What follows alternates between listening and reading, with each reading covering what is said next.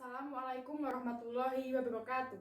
Nama saya Rahayu Muktiwardani, NIM I83188023. Saya Nurul Habibah, NIM I83180818. Kami dari Universitas 11 Maret akan mempresentasikan karya tulis ilmiah kami dengan judul Pemanfaatan daun keji beling atau Strobilanthes crispus sebagai bahan pembuatan hand sanitizer alami di tengah pandemi COVID-19.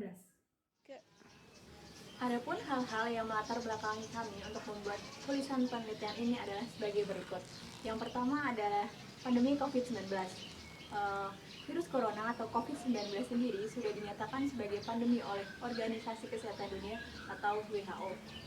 Virus COVID-19 tersebut sangat mudah untuk menular melalui kontak fisik dari manusia satu ke manusia yang lain. Untuk itu, sangat penting bagi kita untuk bisa menjaga kebersihan diri dan rajin mencuci tangan menggunakan sabun ataupun gel antiseptik yang disebut dengan hand sanitizer. Yang kedua, ada kelangkaan hand sanitizer. Kebutuhan hand sanitizer terus melonjak tinggi seiring dengan bertambahnya kasus positif COVID-19. Hal tersebut menyebabkan hand sanitizer mulai sulit untuk ditemukan di pasaran. Kemudian ada potensi ekstrak tanaman. Beberapa ekstrak tanaman mengandung zat antibakteri yang terkandung di dalamnya. Zat antibakteri tersebut dapat dimanfaatkan dalam formulasi pembuatan sediaan hand sanitizer. Zat antibakteri atau bisa disebut juga zat antimikroba yang terkandung dalam ekstrak tanaman digunakan untuk membunuh mikroba yang ada pada permukaan kulit. Salah satu tanaman yang dapat dimanfaatkan zat antibakterinya dalam pembuatan hand sanitizer adalah tanaman keji beling atau dengan nama latin Strobilanthes crispus. Kami berencana untuk memformulasikan daun keji beling menjadi bahan baku sediaan hand sanitizer. Adapun tulisan penelitian kami bertujuan untuk mengungkapkan gagasan formulasi daun keji beling menjadi bahan baku sediaan hand sanitizer. Sebelumnya akan kami sampaikan apa sih itu tanaman keji beling. Mungkin sebagian dari kita masih asing dengan jenis tanaman tersebut. Tanaman keji beling dengan nama latin Strobilanthes crispus atau sambaing geteh, orang Jawa menyebutnya begitu, merupakan salah satu jenis tanaman obat keluarga atau toga. Tanaman tersebut biasa ditemukan di pekarangan rumah atau di rerumputan liar. Di masyarakat sendiri, tanaman keji beling biasa dimanfaatkan untuk meluruskan batu ginjal dan juga melancarkan buang air kecil. Cara pengolahannya sendiri adalah dengan merebus beberapa lembar daun tanaman keji beling, kemudian menyaringnya dan meminum air rebusan daun tersebut. Potensi ekstrak tanaman keji beling sangatlah besar. Hal tersebut dapat terlihat dari beberapa penelitian berikut. SAI 2019 meneliti potensi antivirus tanaman Strobilanthes dalam melawan infeksi virus corona jenis SARS-CoV-2 6 komponen diidentifikasi dalam ekstrak metanol tanaman Strobilanthes tersebut. Tip-tantrin dan indigodol B menunjukkan aktivitas antivirus yang kuat dalam mengurangi cytophatic effect atau CPA dan produksi virus keturunan. ADB 2017 menyatakan bahwa ekstrak daun keji beling terbukti dapat menghambat pertumbuhan bakteri Staphylococcus aureus dan Escherichia coli, serta bakteri Salmonella typhi dan Streptococcus pyogenes.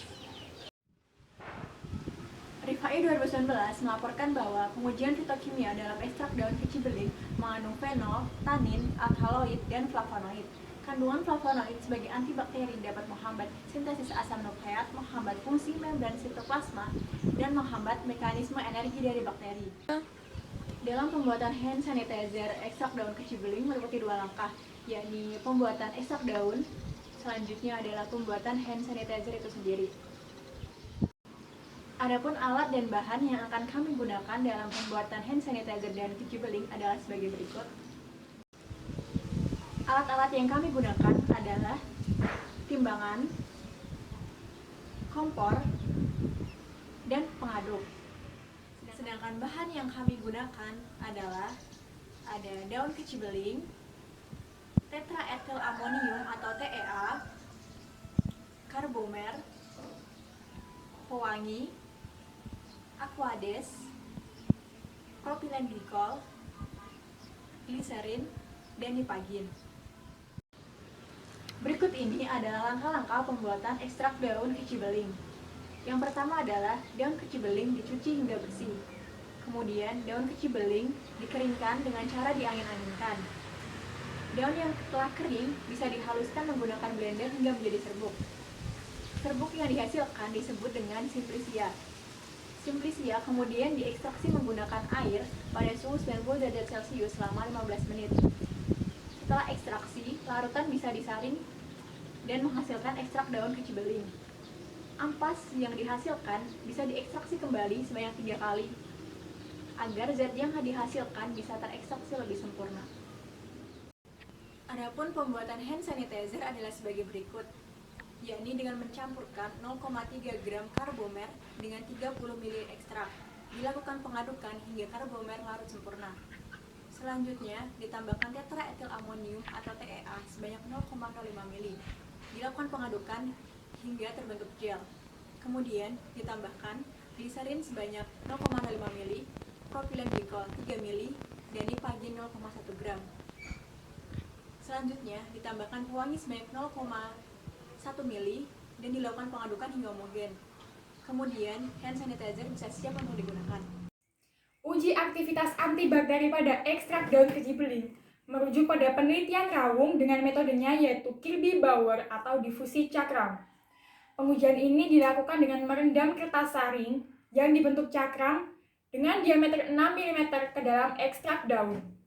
Kemudian diletakkan pada media Muller Hinton agar atau MHA.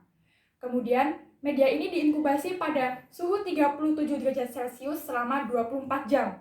Kemudian diamati dan dilakukan pengukuran zona hambat yang terbentuk. Adanya diameter daerah cairan bening di sekitar cakram menunjukkan adanya kekuatan ekstrak dalam menghambat pertumbuhan bakteri.